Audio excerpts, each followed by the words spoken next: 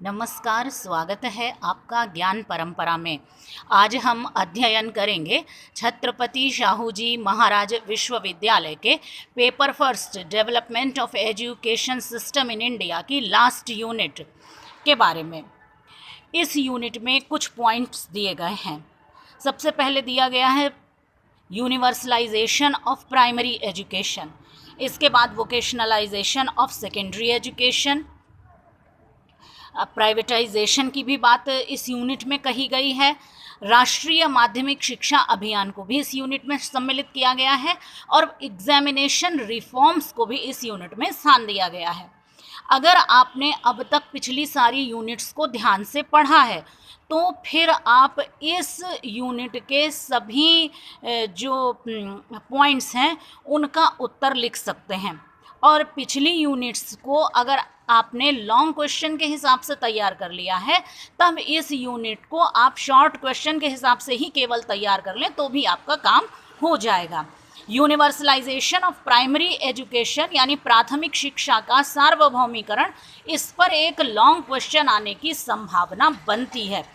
अगर आप थोड़ा सा ध्यान दे दें तो आप पाएंगे कि अगर पिछली यूनिट्स तैयार हैं तो ये क्वेश्चन आपका ऑटोमेटिक तैयार हो चुका होगा।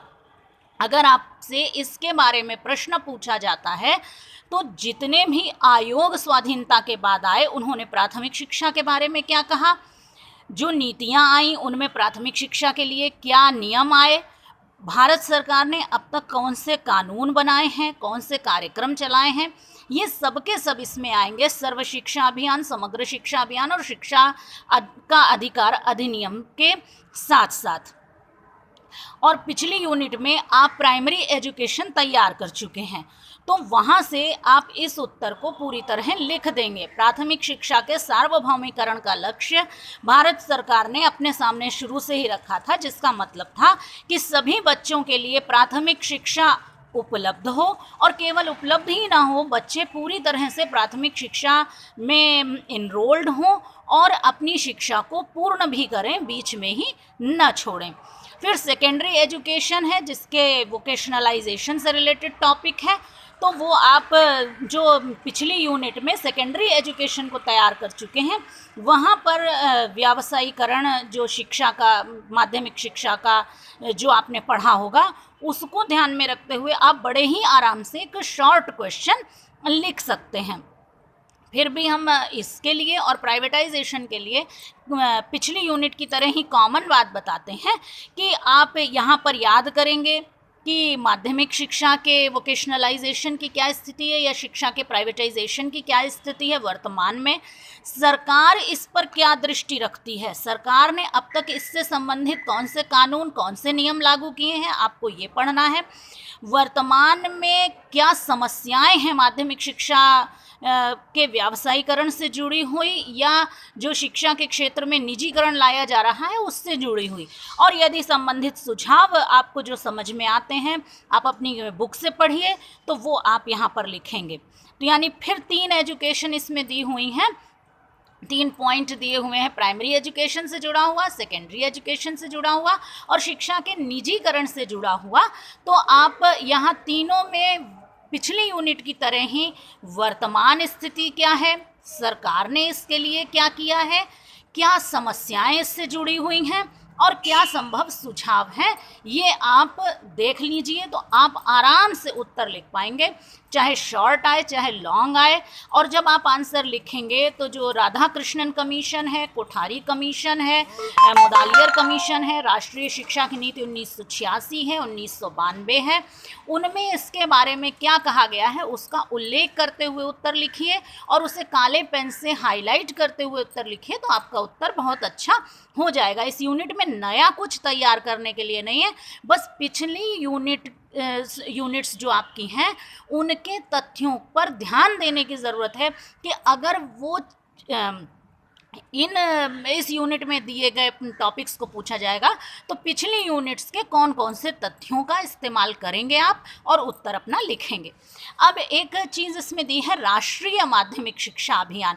राष्ट्रीय माध्यमिक शिक्षा अभियान सन 2009 में लॉन्च किया गया था, जो कि माध्यमिक शिक्षा की गुणवत्ता के विकास से जुड़ा हुआ था। इसे आप शॉर्ट नोट के रूप में तैयार करें और जो पिछली यूनिट में सेकेंडरी एजुकेशन है वहाँ भी आपके ये काम में आएगा।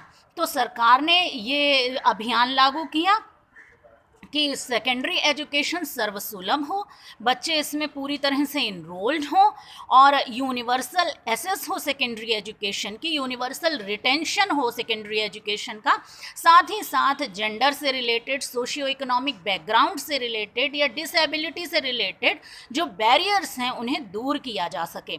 तो राष्ट्रीय माध्यमिक शिक्षा अभियान कि हमने आपको मुख्य बिंदु बताए और समावेशी रूप में जो माध्यमिक शिक्षा है उसे लागू किया जा सके। समावेशी मतलब कि सभी को जिसमें शामिल किया जाए।